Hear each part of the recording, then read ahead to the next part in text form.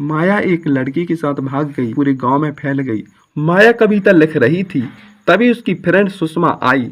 सुषमा ने माया से पूछा, माया तुम्हारे साथ कल मोहित ने क्या किया था? माया का चेहरा शर्म से लाल हो गया। उसने सुषमा को बताया, सुषमा, मोहित ने कल मुझे बहुत दुखी किया। वह मुझे हमेशा तंग करता रहता है और मुझे अपनी बहन नहीं मानता। माया, मोहित की बातों पर तुम्हें ध्यान नहीं देना चाहिए। वह तुम्हारा भाई है और तुम्हें प्यार करता है, लेकिन वह अपने तरीके से तुम्हें दिखाता है। माया ने सुषमा की बातें मानी और मोहित को माफ कर दिया, लेकिन मोहित ने फिर से माया को तंग करना शुरू कर दिया। माया और मोहित चचेरे भाई बहन थे, लेकिन मोहित माया को बिल्कुल पसंद नहीं करता था। वह हमेशा माया के बारे में अफवाहें फैलाता था, उसे बदनाम करने की कोशिश करता था। माया एक अच्छी लड़की थी और वह अपने गांव में सभी के साथ प्यार से रहती थी, लेकिन मोहित की अफवाहों के कारण लोग माया के बारे में गलत सोचने लगे। माया ने मोहित से कई बार कहा वह ऐसा ना करे, लेकिन मोहित ने उसकी बातों पर ध्यान नहीं दिया। वह माया को बदनाम करने के लिए हर संभव कोशिश करता।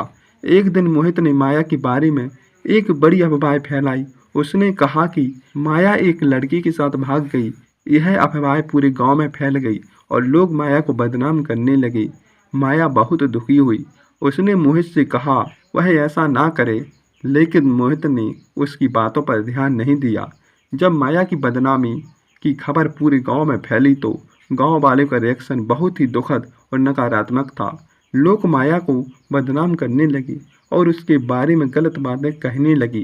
कुछ लोगों ने तो माया को गांव से निकाल देने की मांग की, और जबकि कुछ लोगों ने उसके माता पिता को माया की शादी जल्दी जल्दी करने की सलाह देने लगे।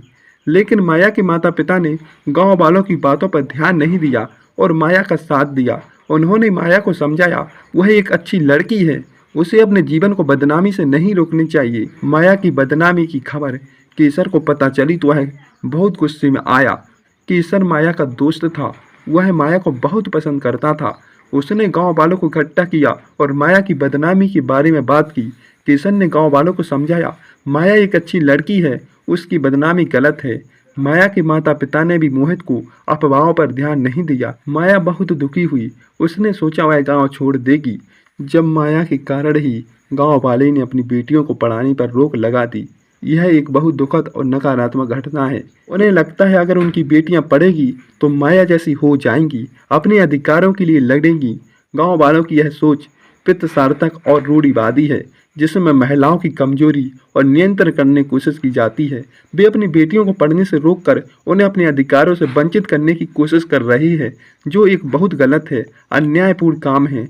लेकिन माया की कहानी यह दिखाती है शिक्षा और आत्मविश्वास की शक्ति कोई नहीं रोक सकता। माया ने अपनी शिक्षा और आत्मविश्वास के बल पर अपने अधिकारों के लिए लड़ाई लड़ी और सफल हुई। उसने साबित किया कि महिलाएं भी पुरुषों की समान हैं, उन्हें भी अपने अधिकार के लिए लड़ने का हक है। इसलिए गांव वालों को अपनी बेटियों को पढ़ने से नहीं रोकना चाहिए, बल्कि उन्हें शिक्षा और आत्मविश्वास के लिए प्रेरित करना चाहिए, ताकि वे अपने अधिकारों के लिए लड़ सके और अपने जीवन को सफल बना सके। लेकिन फिर भी माया का एक विचार आया। उसने सोचा कि मोहित अफवाहों का सामना करेगी और साबित करेगी कि वह एक अच्छी लड़की है। माया ने गांव वालों के सामने आकर यह बात कही और उन्होंने कहा मोहित की अफवाहें गलत है, वह एक अच्छी लड़की है। गांव के लोगों ने माया की बात सुनी। उन्हें एहसास हुआ कि मोहित गलत हुआ। मोहित को अपनी गलती का एहसास हुआ। उसने माया से माफ़ी मांगी और माया ने मोहित को माफ़ कर दिया। गांव के लोगों ने माया को माफ़ कर दिया और माया और मोहित के रिश्ते में सुधार आया। वे एक दूसरे के साथ प्यार से रहने लगी। माया ने साबित किया वह एक अच्छी लड़की है और गांव के लोगों ने उसका सम्मान किया। इस कहानी से हमें कई शिक्षा मिलती हैं। माया की कहानी दिखाती है कि शिक्षा कितनी महत्वपूर्ण है और शिक्षा माया को अपने अधिकारों के लिए लड़ने की ताकत दी है। और दूसरा, आत्मविश्वास। हमें भी अपने आत्मविश्वास को बढ़ावा देना चाहिए। महिलाओं के अधिकार। माया की कहानी हमें दिखाती है महिलाओं को अपने अधिकारों के लिए लड़ने का हक है। चौथा, नकारात्मक सोच को तोड़ना। माया ने गांव वालों को नकारात्मक सोच को तोड़ दिया। हमें भी नकारात्मक सोच को तोड़ने की कोशिश करनी चाहिए। और पांचवा, साहस और दृढ़ता। माया ने साहस और दृढ़ता से अपने लक्ष्य को प्राप्त किया।